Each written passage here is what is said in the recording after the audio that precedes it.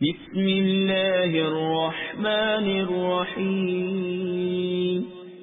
اللہ کے نام سے شروع جو نہایت مہربان رحم والا۔ آج کے سبق میں ہم غسل کے 3 فرائض کے بارے میں سیکھیں گے۔ غسل کا طریقہ ہم اپنی پچھلی ویڈیو میں سیکھ چکے ہیں۔ غسل کے 3 فرائض میں سے پہلا فرض ہے کلی کرنا، دوسرا فرض ہے ناک میں پانی چڑھانا، تیسرا فرض ہے تمام ظاہری بدن پر پانی بہانا۔ ان 3 فرضوں میں سے اگر کوئی فرض رہ جائے گا تو غسل ادا نہیں ہوگا۔ پہلا فرض، اس کی وضاحت سنیں کہ کلی کرنا۔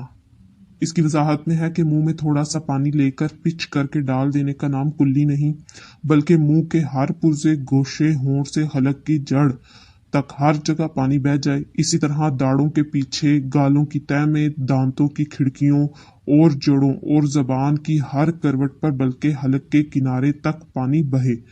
روزہ نہ ہو تو گرگرا بھی کر لیجئے کہ سنت ہے۔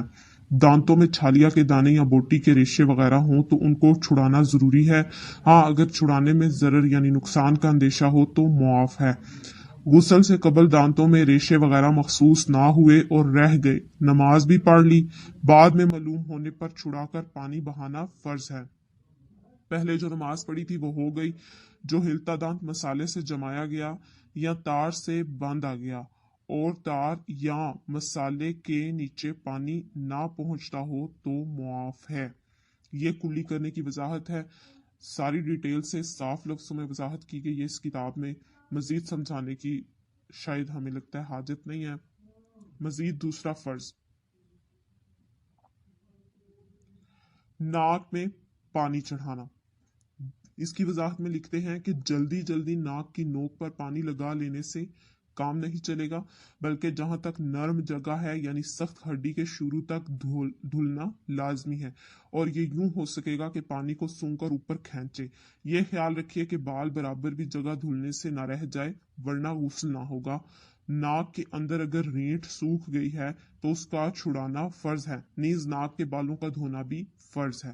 کیونکہ یہ 3 بیسک فرض ہیں، اگر ان میں سے کسی ایک کے بھی کوئی بھی حصہ چھوٹ گیا، خشک رہ گیا تو غسل ادا نہیں ہوگا۔ اس لیے ناک کے اندر کے حصے کو بھی جہاں تک نرم جگہ ہے، سخت ہڈی شروع ہوتی ہے، ادھر تک دھونا لازمی ہے، وہاں تک کوئی بھی جگہ خشک نہ رہے۔ اپنے ناک کو اچھی طرح سے صاف کر کے پھر دھوئیں۔ تیسرا فرض ہے تمام ظاہری بدن پر پانی بہانا۔ اس کی وضاحت میں ہے کہ سر کے بالوں سے لے کر پاؤں کے تلوؤں تک جسم کے ہر پرزے اور ہر رونگڑے پر پانی بہہ جانا ضروری ہے۔ جسم کی بعض جگہ ایسی ہیں کہ اگر احتیاط نہ کی تو وہ سوکھی رہ جائیں گی اور غسل نہ ہوگا۔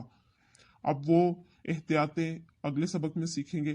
اب تک کے لیے یہ بیسک 3 فرض یاد رکھیں: کلی کرنا، ناک میں پانی چڑھانا، تمام ظاہری بدن پر پانی بہانا۔